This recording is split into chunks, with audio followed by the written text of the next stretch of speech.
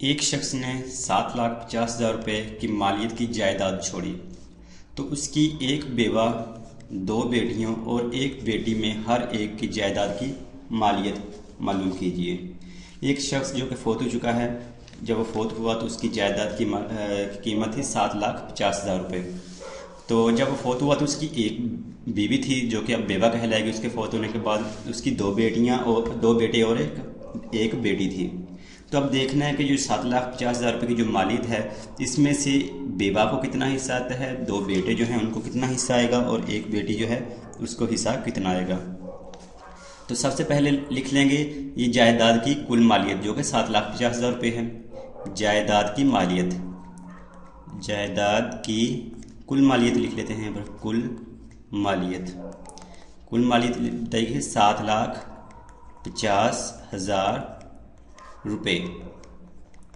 तो जब हम ये जो इसकी मालियत है इसको जब तकसीम करेंगे तो सबसे पहले बेवा का जो हिस्सा है वो निकालेंगे। तो लिखेंगे बेवा का हिस्सा, बेवा का हिस्सा। और जब बेवा का हिस्सा निकालते हैं तो ये देखा जाता है कि क्या उनके कोई बच्चे थे। अगर उनके बच्चे होंगे तो फिर उनको मिलेगा, बेवा को मिलेगा 8वां हिस्सा। और अगर बच्चे नहीं होंगे तो फिर उनको बेवा को मिलेगा चौथा हिस्सा। लेकिन यहाँ पर बताया गया है कि उनके दो बच्चे थे, यानी कि दो बेटे थे और एक बेटी थी। इसका मतलब है कि बेवा को मिलेगा 8वां हिस्सा, यानी कि 8 हिस्से किए जाएँ 7,50,000 रुपये के, तो उसमें से एक हिस्सा मिलेगा बेवा को। यानी कि एक हिस्सा मिलेगा 8 हिस्सों में से। कितनी रकम में से? 7,50,000 में से। तो 1/8 यानी कि 8वां हिस्सा मिलेगा 7,50,000 रुपये का। अब इसको कैलकुलेटर की मदद से इसको कर लेते हैं सॉल्व। कैलकुलेटर यूज़ कर लेते हैं। 1/8 ज़रब 7,50,000 बराबर 93,750। 93,750 रुपये आएगा बेवा का हिस्सा। ये तो आ गया बेवा का हिस्सा। अब हमने निकालना है बेटों का हिस्सा और बेटी का हिस्सा। तो वो निकालेंगे। इसकी जो कुल जायदाद की जो कुल मालियत है उसमें से पहले बेवा का जो हिस्सा है वो निकालेंगे। तो जो बाकी रकम बचेगी उसमें वो जो बाकी रकम बचेगी वो बाकी दो बेटों और एक बेटी में तकसीम की जाएगी। तो यहाँ पर पहले लिख लेंगे बाकी मालियत की रकम। कलर चेंज कर लेते हैं। बाकी मालियत की रकम। बाकी मालियत की रकम कैसे कैलकुलेट करनी है कि जो जायदाद की कुल जो मालियत है 7,50,000 रुपये, उसमें से माइनस कर देंगे जो बेवा का हिस्सा है वो है 93,750। तो 7,50,000 माइनस 93,750 बराबर 6,56,250। 6,56,250 जो बाकी बचे हैं बेवा को उसका हक अदा करने के बाद वो बाकी जो हैं वो तकसीम किए जाएंगे दो बेटों और एक बेटी में। तो जैसा कि हमें पता है कि बेटे को अगर दो हिस्से मिलते हैं और बेटी को मिलता है एक हिस्सा। अगर इनका निस्बत लिख लें कि हर हिस्सों की निस्बत लिख लें यहाँ पर। हिस्सों की निस्बत यानी कि जो दो बेटे हैं और एक बेटी है, इन तीनों को जो हिस्सा है उनका निस्बत लें। दो बेटे हैं, एक को 2 हिस्सा और फिर जो दूसरा बेटा है उसको भी 2 हिस्से और जो बेटी है उसको 1 हिस्सा। तो टोटल हिस्से कितने होंगे? 2, 2, 4 और 5 हिस्से होंगे। उसमें से 2 हिस्से एक बेटे को, दूसरे 2 हिस्से दूसरे 2 बेटे को, जो एक बाकी हिस्सा बचेगा वो बेटी को। तो इनको अगर जमा करें हिस्सों को तो यहाँ पर लिख लेते हैं निस्बती मजमूआ।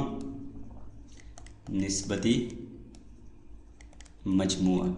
मजमूआ यानी कि जो निस्बतें ली हैं, एक बेटे की 2 निस्बत और फिर दूसरी जो 2 लिखा हुआ निस्बत ये दूसरे बेटे का हिस्सा और एक निस्बत जो लिखा हुआ ये बेटी का हिस्सा। 2 जमा 2 जमा 1 यानी 2, 2, 4 5 हो गए। तो टोटल जो हिस्से होंगे वो 5 किए जाएंगे। ये जो बाकी मालियत की जो रकम है 6,56,250 के। तो इसमें से पहले हम देख लेते हैं कि हर बेटे का हिस्सा क्या होगा। हर बेटे का हिस्सा यानी कि दो जो हैं उनमें से हर एक को, हर बेटे का हिस्सा, हर बेटे को कितने हिस्से मिलने हैं, दोनों को दो दो हिस्से मिलने हैं, दो मिले हर एक को हिस्से, कितने में से टोटल हिस्से किए गए थे 5, और किस रकम के करने हैं 6,56,250 रुपये के, 6,56,250 रुपये के। तो इसको कैलकुलेटर की मदद से इसको सिंप्लीफाई कर लें तो पता चल जाएगा 2/5 ज़रब 6,56,250 बराबर 2,62,500 2,62,500 रुपये मिलेंगे हर बेटे को।